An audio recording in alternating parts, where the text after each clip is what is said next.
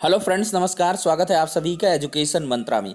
देखिए, एक नई सुबह, एक नई उमंग है और एक नए उत्साह के साथ हम लोग जुड़ रहे हैं। और सचिव बेसिक शिक्षा परिषद के द्वारा फाइनली विज्ञप्ति जारी कर दी गई है। अभ्यर्थियों का एक लंबे समय से वक्त का जो इंतज़ार था वो खत्म हो चुका है, क्योंकि अब क्या है, सीधे उनको नियुक्ति पत्र की जो खुशबू है वो आने लगी है। और देखिए, विस्तृत विज्ञप्ति जारी है, आपकी हर एक समस्याओं का लगभग लगभग सॉल्यूशन है।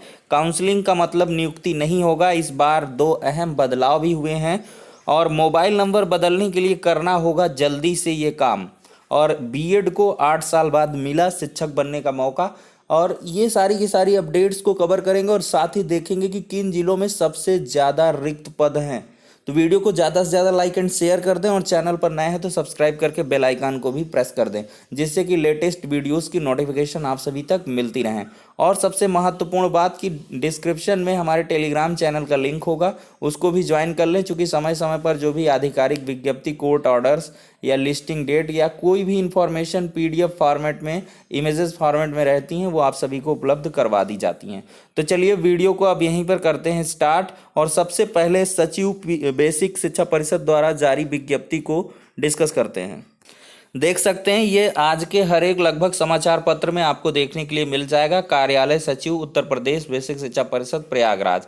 इसमें देखिए 1,46,060 अभ्यर्थियों में से जनपदवार रिक्त पदों की संख्या जो घट बढ़ सकती है, ये देखिए ऑनलाइन आवेदन पत्र इनके लिए आमंत्रित किए जाते हैं। प्रारूप रिक्तियों का विवरण 18 तारीख से अपराह्न से UP basic edu board .gov.in पर उपलब्ध रहेगा और 6 बजे तक सायं देखा जा सकता है।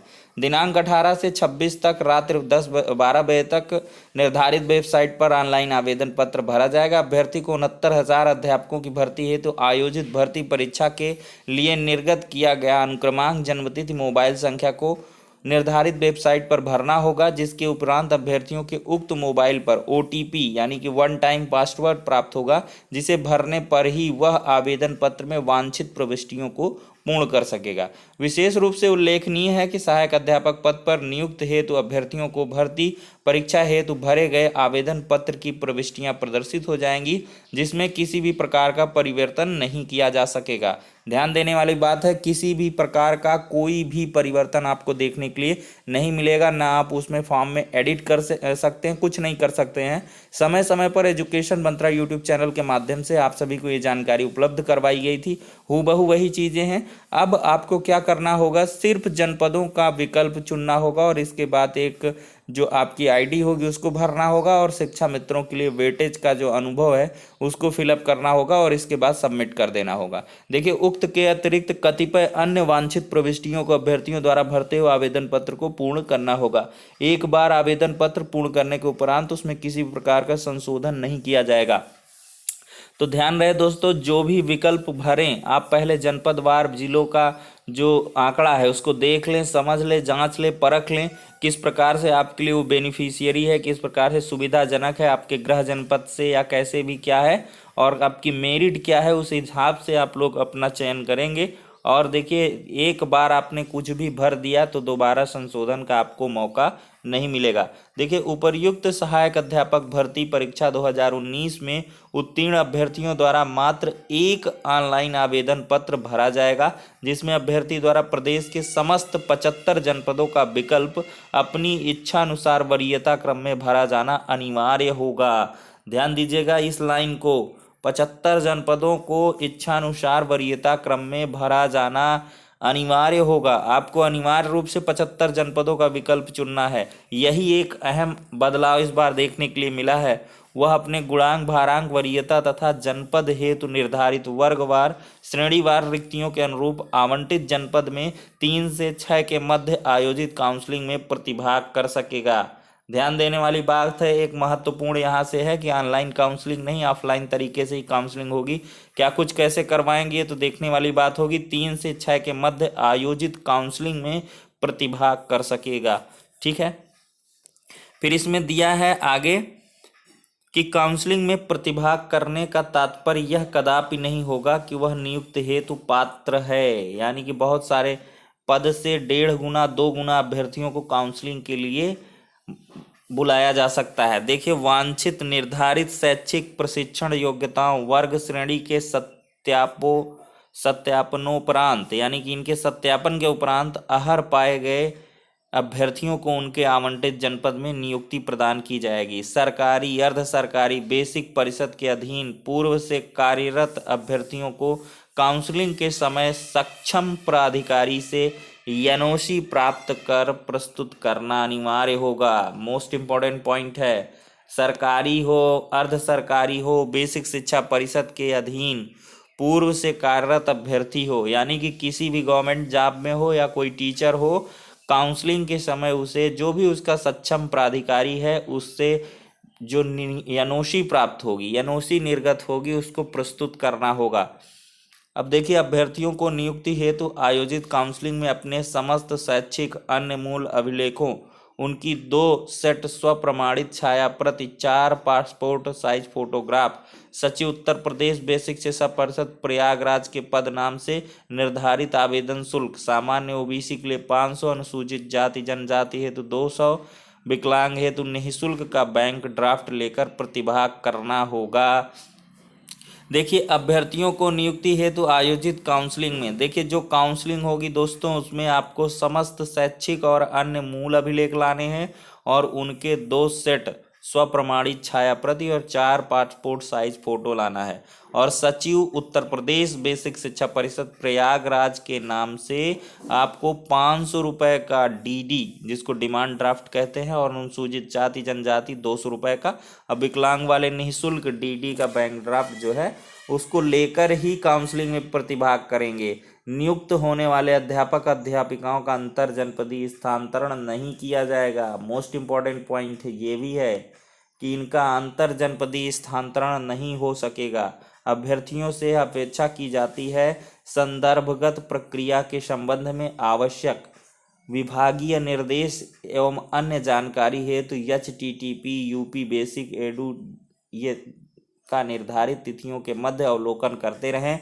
परिषदीय विद्यालयों में सहायक अध्यापक के पदों पर चयन नियुक्ति बेसिक अध्यापक सेवा नियमावली 1981 अद्यतन यथा संशोधित तथा विद्यालयों में पद स्थापन की कार्रवाई अध्यापक तैनाती नियमावली 2008 अद्यतन यथा संशोधित के अनुसार की जाएगी।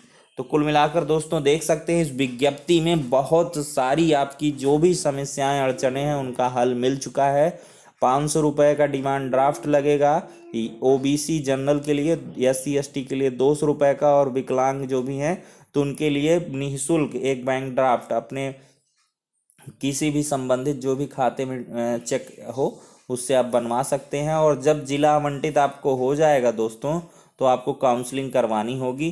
काउंसलिंग करवाने का ये मतलब नहीं कि आपको संबंधित जनपद में नियुक्ति मिल ही जाएगी। इस बार ये अलग से बदलाव किया गया है, क्योंकि पिछली बार क्या था, पदों के सापेक्ष अभ्यर्थी क्या थे, कम उत्तीर्ण हो रहे थे, तो इस वजह से जिनको जिला अलॉट हो गया मतलब उनको वहाँ नियुक्ति मिल गई। लेकिन इस बार जनपद आवंटन में 2 गुना 3 गुना अभ्यर्थियों को इस प्रकार से बुलाया जाएगा जिलेवार। अब देखते हैं क्या कुछ इस बार अलॉटमेंट होता है, किस आधार पर कितने अभ्यर्थियों को बुलाया जाता है। और देखिए, एक जनपद में ही काउंसलिंग का मौका मिलेगा, ऐसा भी है। तो ये सारी की सारी चीज़ें आने वाले दिनों में फिर से पुनः स्पष्ट हो जाएंगी। आप जनपदवार रिक्तियों को भरेंगे और फिर उसके आधार पर आपका ज़िला आवंटन किया जाएगा। देखिए, इसमें ये खास बात है कि बहुत सारे अभ्यर्थियों को मतलब ये है काउंसलिंग करवा लिया तो नियुक्ति नहीं मिलेगी, मतलब कुछ ज़्यादा अभ्यर्थियों को एक जनपद में बुलाया जा सकता है। तो ये सारी की सारी देखते हैं क्या कुछ इस बार व्यवस्थाएं हैं। पदों से अभ्यर्थी ज़्यादा तो उत्तीर्ण हैं ही, 69,000 पद हैं और यहाँ पर 1,46,000 उत्तीर्ण है। लेकिन जो एनओसी का ये प्रावधान कर दिया गया, इससे बहुत सारी दिक्कतें होने वाली हैं और हो सकता है संबंधित सक्षम अधिकारी से अगर एनओसी वो ना दे पाएँ तो उनको चयन के लिए ना शामिल किया जाए। तो ये सारी की सारी चीज़ें हैं। वीडियो सेशन दोस्तों इसी को डिस्कस करने में काफ़ी कुछ लंबा हो गया। और देखिए, जो इम्पोर्टेंट बातें हैं वो आपको नेक्स्ट वीडियो में डिस्कस करेंगे। पदों का विवरण पहली बार हम दिखा देते हैं। देखिए दोस्तों, कहाँ पर है, देख सकते हैं 24 जिलों में 1,000 से ज़्यादा रिक्तियां हैं। सीतापुर में 2500 हैं, हरदोई में 2450, जौनपुर में 2270, कुशीनगर में 2220, बदायूं में 2100, लखीमपुर में 2100, गाजीपुर 1920, गोंडा 1620, बलिया 1600, सुल्तानपुर 1570, महाराजगंज 1560, आजमगढ़ 1550, कन्नौज 1500, शाहजहांपुर 1450, बस्ती 1350, प्रतापगढ़ 1330, बाराबंकी 1310, रामपुर 1250, गोरखपुर 1250, देवरिया 1248 और बरेली 1220, मिर्जापुर 1200, बिजनौर 1130, उन्नाव 1120, चित्रकूट 1080, बांदा 1070, बहराइच 1060, सिद्धार्थनगर 1050, कासगंज 1010, फर्रुखाबाद 1000। तो कुल मिलाकर इन जनपदों में बहुत ज़्यादा भारी मात्रा में पद हैं। हमने बताया था कि 20-25 जो भी आकांक्षी जनपद हैं या पिछड़े जनपद हैं उनमें बहुत ज़्यादा पद आने की संभावना है। तो नेक्स्ट वीडियो में दोस्तों कुछ और अपडेट्स आपको फिर से प्रोवाइड करेंगे। तब तक के लिए शुक्रिया, धन्यवाद।